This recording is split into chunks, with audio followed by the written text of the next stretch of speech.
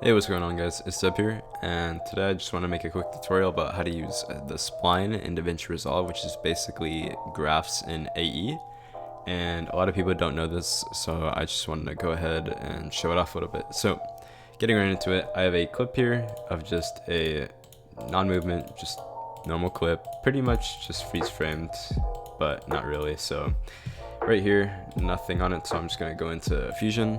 And this is what I have going on here. So basically what graphing does, or splining in Davinci, is it makes the clip a lot smoother, and it's basically more velocity based rather than just being a still not smooth effect or whatever you're using it for. So for example, if we go and grab a transform node, not that one, if we go ahead and grab this one, this transform node, we can keyframe zoom, right? So let's keyframe out at 1, and at the end, frame it at 1.2. So now we just have a linear zoom like this. It just slowly progresses in, right?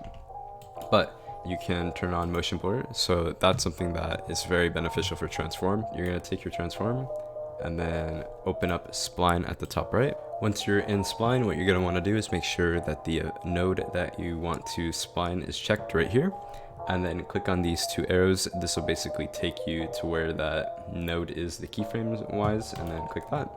And you should see something like this. So this is basically the graph that you would see in AE. I will link a website with a bunch of different graphs right here.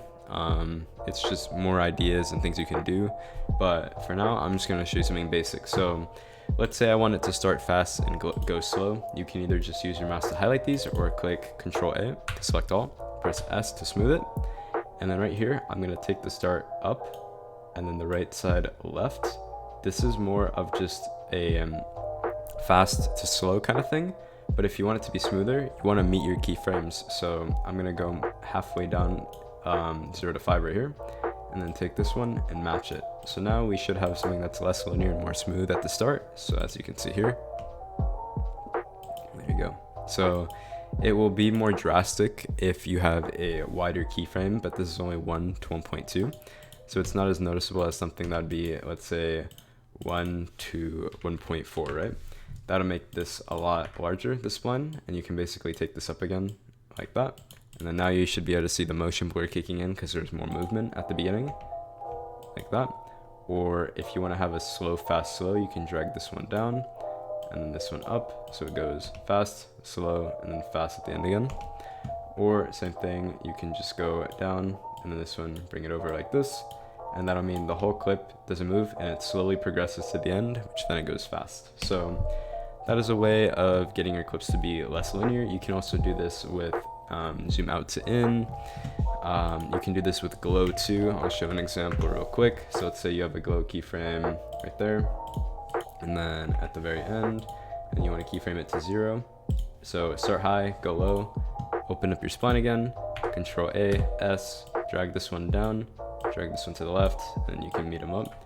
And what that'll do is it'll make the glow start high, go down very quickly, just like that.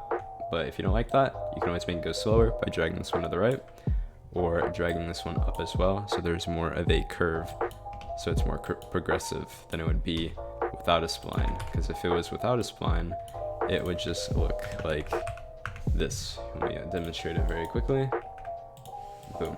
This is what it would look like if you did not spline it whatsoever. So yeah, versus even if you're lazy and you don't feel like doing all your graphs, you could just Control A and then smooth it out like that, just to have it be even smoother without having to do much work. So that's basically it for how to spline in Davinci. Make sure to check out that website down below for more graphs that you can use. And if you have any more questions, leave it down in the comments. It's just a quick tutorial. So if you guys need anything else, join my Discord, shoot me a DM, or at me in my server, and let me know if you need to know anything else about splining or anything Davinci Resolve related. So thank you guys for watching, and I hope you guys will stick around for more vids. Later.